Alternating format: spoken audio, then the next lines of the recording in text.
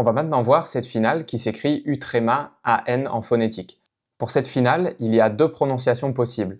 La première, c'est yuan, yuan, yuan. Je pense que cette prononciation, c'est la plus standard, mais elle est souvent utilisée dans le nord de la Chine. Personnellement, j'ai plus l'habitude d'entendre yuan, yuan, yuan. Si vous n'arrivez pas à voir la différence, je vais les prononcer côte à côte, comme ça vous verrez peut-être mieux.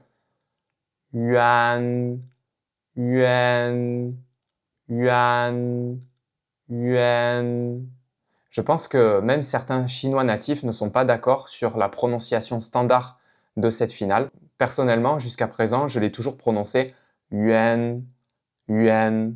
Dans tous les cas, vous pouvez choisir la prononciation qui vous plaît le plus, mais personnellement, je pense que la plus utilisée, c'est yuan, yuan, et non pas yuan, yuan.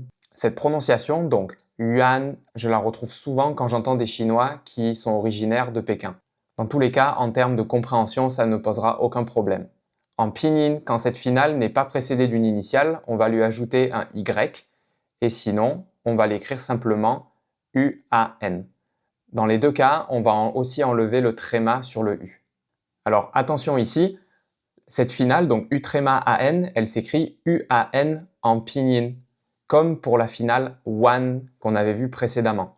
Cependant, la finale U-A-N, elle n'existe qu'avec les initiales J, Q et X.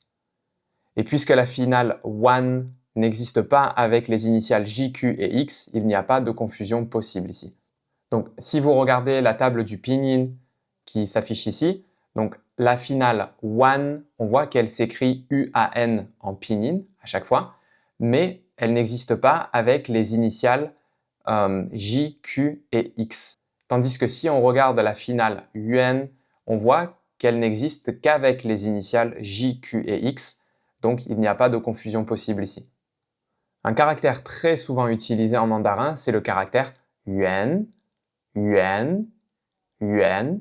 Donc ici, deuxième ton, et ça fait référence à l'unité d'une monnaie. Donc par exemple, pour dire l'euro en chinois, on va dire o yuan, o yuan, o yuan. Dans une vidéo précédente, on avait vu que le caractère O s'était rattaché à l'Europe avec Ozhou. Donc littéralement, ici, ça veut dire monnaie européenne, donc l'euro.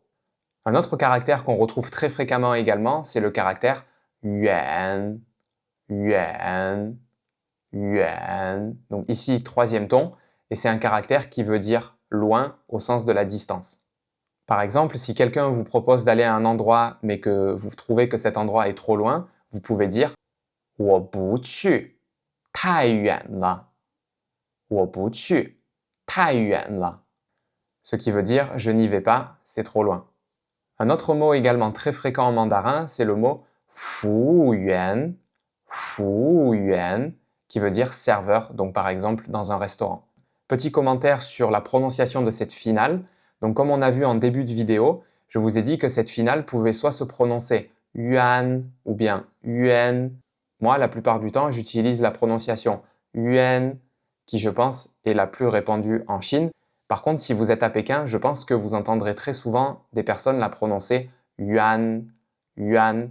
Et dans ce cas-là, ils ne vont pas dire fu yuan, ils vont dire fu yuan, fu yuan, fu yuan.